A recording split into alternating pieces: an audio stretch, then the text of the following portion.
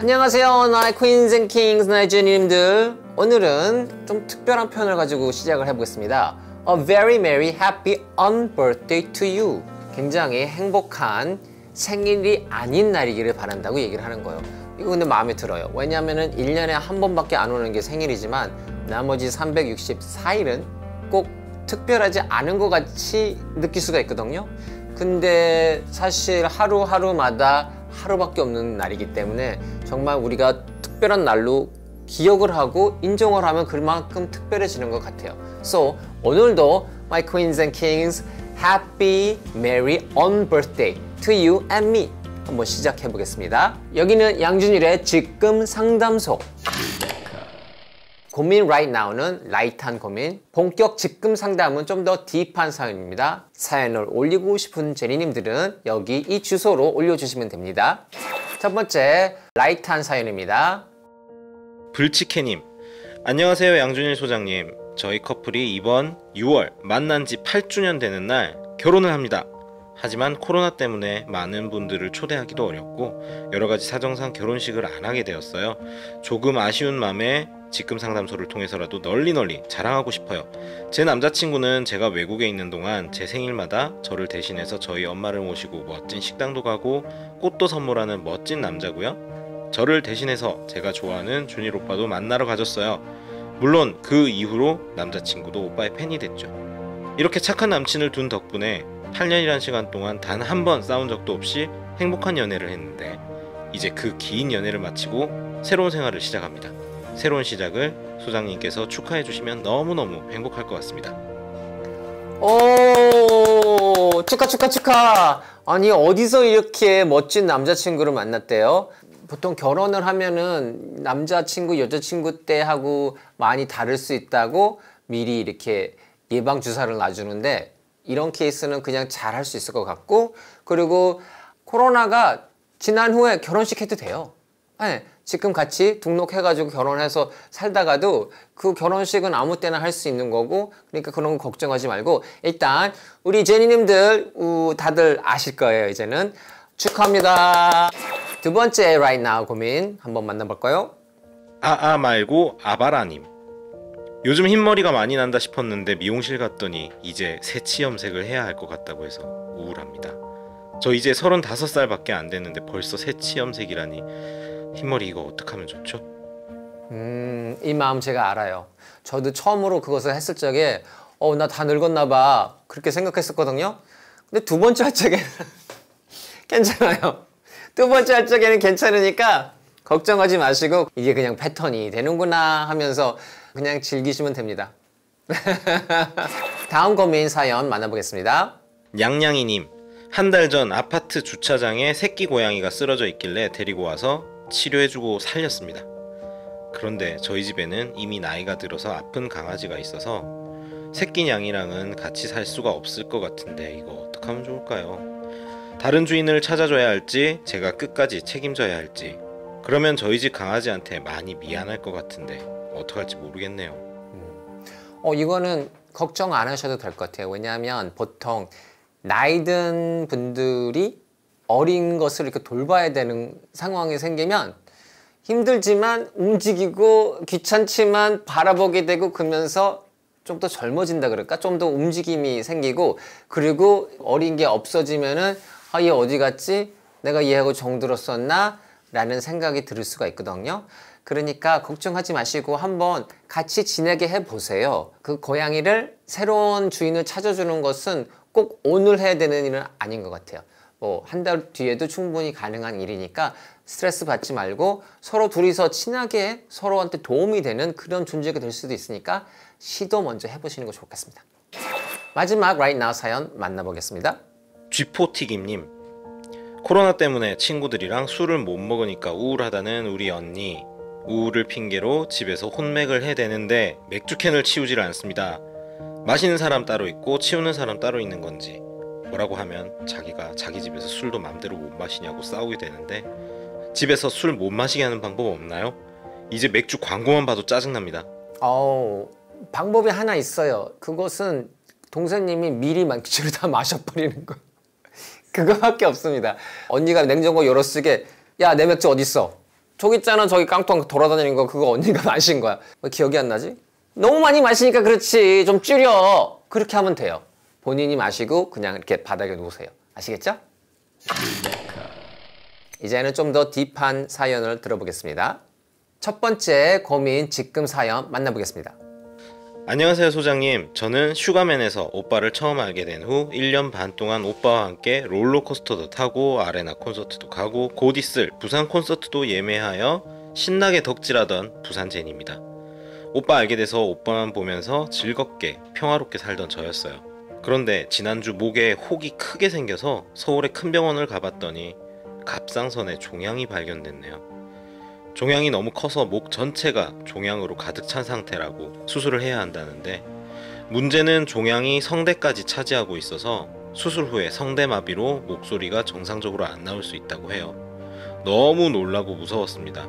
부산 내려가는 기차에서 엉엉 울었어요. 그러다 기차역에서 재부팅 알람이 와서 들어갔더니 오빠가 당시 내 마음이라도 알고 있던 듯 외로움 노래를 들려주셔서 엉엉 울다 말고 피식 웃게 되었습니다. 그리고 문득 아, 오빠도 올해 초 목 수술했었지. 얼마나 힘들었을까 뒤늦게 생각이 났어요. 오빠는 목소리가 악기인 가수인데 얼마나 힘들었을까요? 그래도 지금 다 회복돼서 팬들 앞에서 콘서트까지 멋지게 해내셨으니 나도 오빠 팬이니까 다시 일상으로 잘 돌아갈 수 있을 거야 용기가 났습니다.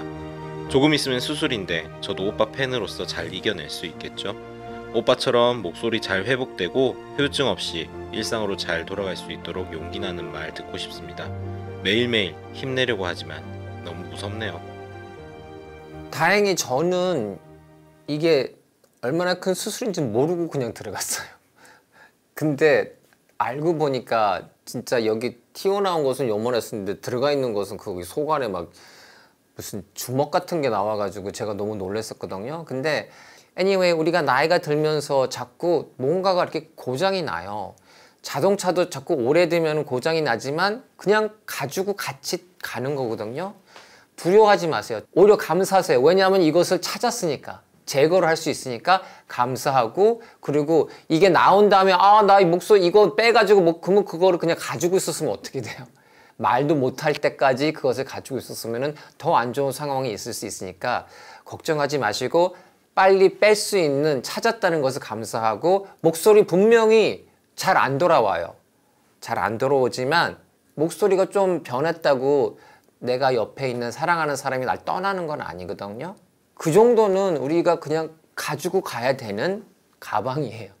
아시겠죠? 힘내세요. I love you. 오케이. 이어서 두 번째 딥한 사연 한번 만나보겠습니다. 오늘 너무 답답한 마음에 퇴근도 못하다가 이렇게 상담소 문을 두드려 봅니다. 저는 30년 넘게 같은 회사에서 직장 생활을 하고 있습니다. 회사의 주기적인 인사이동으로 주변 사람들이 바뀌곤 하죠. 얼마 전 중간관리자인 A가 인사이동으로 저희 팀에 왔습니다. 저희 회사는 오너가 일을 좀 많이 시키다 보니 다들 버티기가 좀 힘들어요. 그런 상황에 저희 상관인 B 역시도 본인도 열심, 일도 시키기도 열심이어서 자연스럽게 팀원들이 열심히 일을 안 할 수가 없었습니다. 그래서 회사에서 저희 팀이 인정을 받는 팀이고요. 그런데 문제는 이번에 새로 온 A가 저희 팀 분위기에 적응을 못했어요. 그게 문제의 시작이었고 지금은 아래 직원들까지 동요된 상태입니다. B는 A에게 대수롭지 않은 업무에 대해서 보완하라고 해서 싸한 분위기였는데 어느 날부턴가 A가 상관인 B를 무시하고 인사도 안 하면서 팀 분위기가 엉망이 된 거죠. B는 일을 정말 뛰어나게 잘하는 분이에요. 팀장으로서 팀원들에게 동료도 하지만 성과를 위해 재촉하는 경우도 있는데 바로 그런 것 때문에 A가 B에 대해서 갑질을 한다느니 막말을 한다느니 말이 돌았고 결국 B가 인사이동 대상이 되었습니다. 저는 B와 오랫도록 일을 해온 후배로서 너무 어이가 없고 속상했습니다. 만약 B가 갑질하고 막말하는 상사라면 그분과 호흡 맞춰가며 일하던 저 역시 문제가 되는 거 아닐까요? 몇 달 뒤 중요한 행사가 있는데 이런 식으로 B가 저희 팀에서 떠난다면 그 중요한 행사는 제가 다 떠안아야 해요. 저는 자신이 없습니다. 그래서 휴직을 해야 하나 사표를 던져야 하나 고민에 빠져 있습니다. 그리고 월요일에 저도 인사상담을 할 생각입니다. 저도 할 말이 많으니까요. 신입사원 양준일 편 막내 MD의 하루에서 회사 생활 하면 해보고 싶었던 거 뭐 있으세요? 에이스님의 질문에 모든 회사원들이 하고 싶어하는 거 사표 던지고 나오는 거죠. 그 양준일님의 말씀에 희한하게도 제가 대리만족이 됐어요. 주변에는 누구 좋으라고 사표를 내냐고 하지만 제가 지금 닥친 일들을 헤쳐나갈 자신이 없습니다. 바로 위 상관이 욕먹는 이유가 일을 너무 잘해서 동료들이 그걸 견제하고 모함을 받는다는 생각이 듭니다. 일을 잘하는 사람을 제대로 알아보지도 못하고 A의 말만 듣는 오너의 문제일까요?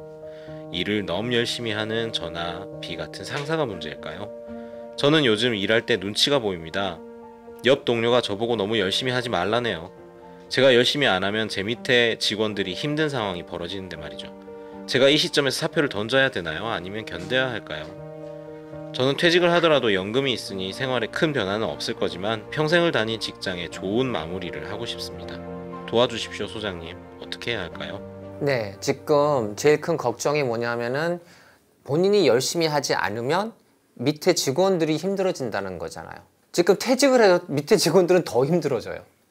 회사라는 게 그 분위기가 있고 템포가 있어요. 근데 이 큰 배를 이렇게 노를 지면서 이렇게 가는데 내가 혼자서 이것을 노를 빨리 진다고 그게 더 빨리 가지지는 않는 것 같아요. 그래서 실질적으로 배가 멈추게 되거나 아니면 문제가 생겼을 때 그 문제를 해결을 해야 되는 상황이 이루어질 때까지 기다려야 될 것 같아요, 저는. 그래서 다시 우리 으쌰으쌰 하면서 다시 뛰어보자 라는 그게 떨어졌을 적에 팀장님 같이 그것을 할 수 있는 분이 필요해요. 그 회사의 분위기를 그냥 타고선 가보세요. 어쩌면 그냥 그 파도를 타고서는 넘어갈 수도 있고 어쩌면 그 파도가 우리 그 회사를 덮쳐서 문제가 생길 수도 있어요. 그렇지만 그것은 해프닝이 될 때까지는 모르는 거기 때문에 참 재밌는 게 뭐냐면은 회사에 들어가잖아요. 그러면 일을 어떻게 하는지는 굉장히 잘 가르쳐요. 근데 그 일을 할 적에 이제 자리가 올라가잖아요. 그러면은 이 사람은 일만 배웠지 그 사람들을 어떻게 서포트를 하는지는 그것은 안 가르쳐요. 그렇기 때문에 이게 문제가 생기는 거예요. 그러니까 지금은 파도가 칠 적에 우리 잘 버티자 하면서 그것을 잘 이끌어질 수 있는 리더십이 필요한 거예요. 사람을 다스릴 수 있는 그 자리를 훈련을 지금 받지 않고 그 자리에 그냥 던져 들어간 거니까 우리 수영 배울 적에 어떻게 해요? 수영 밖에서 이렇게 하는 게 아니고 그냥 물에 들어갔다가 벽 잡고 후 이러다가 벽 잡고 후 이렇게 하다가 그러면서 배우잖아요. 그러니까 똑같은 상황이에요. 그러니까 스트레스 받지 말고 일을 집에 가져가지 말고 그냥 출근하면서 오늘은 무슨 일이 있을까? 이 상황이 어떻게 풀어나갈지 그냥 지켜보면서 참여하세요. 언제나 변화는 오거든요. 근데 그 변화에 참여를 하냐 거부를 하냐 그 차이점인 것 같아요. 언제나 변화가 좋은 쪽으로 가는 건 아니에요. 나빠졌다가 좋아졌다가 그래서 롤러코스터잖아요.